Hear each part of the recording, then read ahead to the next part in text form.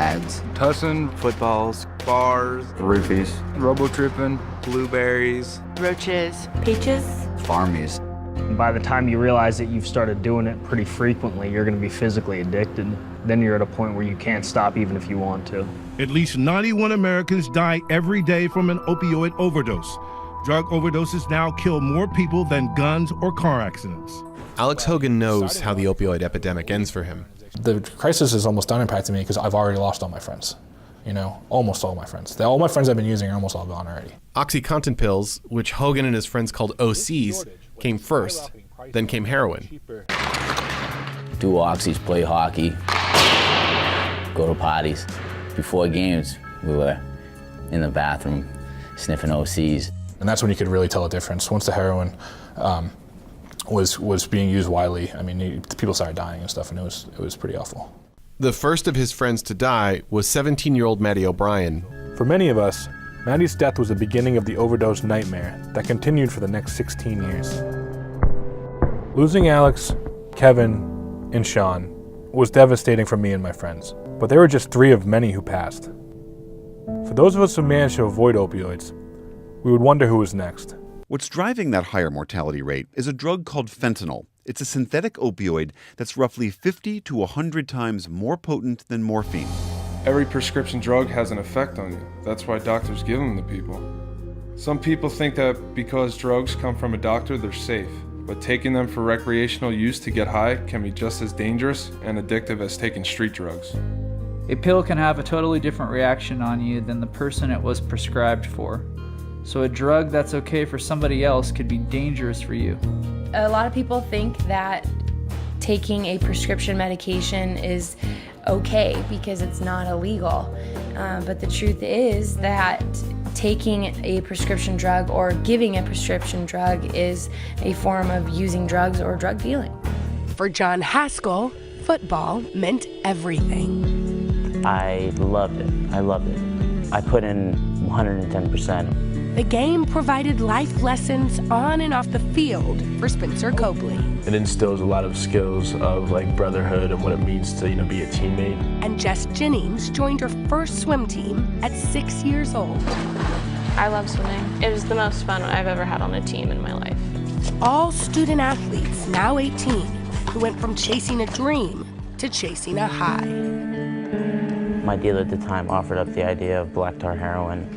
I was nervous to go to practice because I didn't want to let my coach see.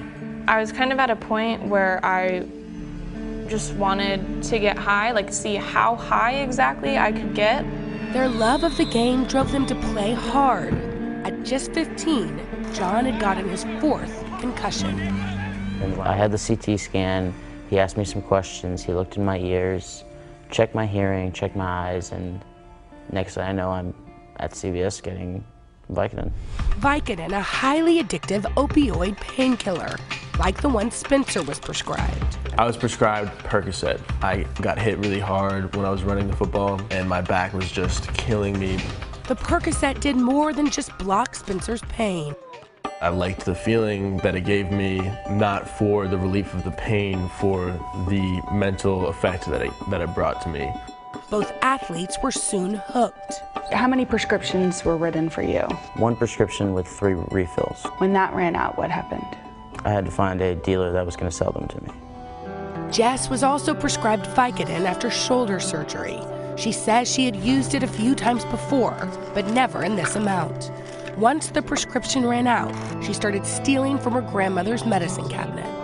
Jess, John, and Spencer are not alone. In a CDC survey published this year, 1 in 6 students said they had taken prescription painkillers without a prescription. It's supposed to be for pain relief. Unfortunately, we see all too often the developing brain becoming seduced by this feeling. And we know that the younger someone starts using drugs, the more likely they are to develop an addiction. John was spending upwards of $200 a day on the pills.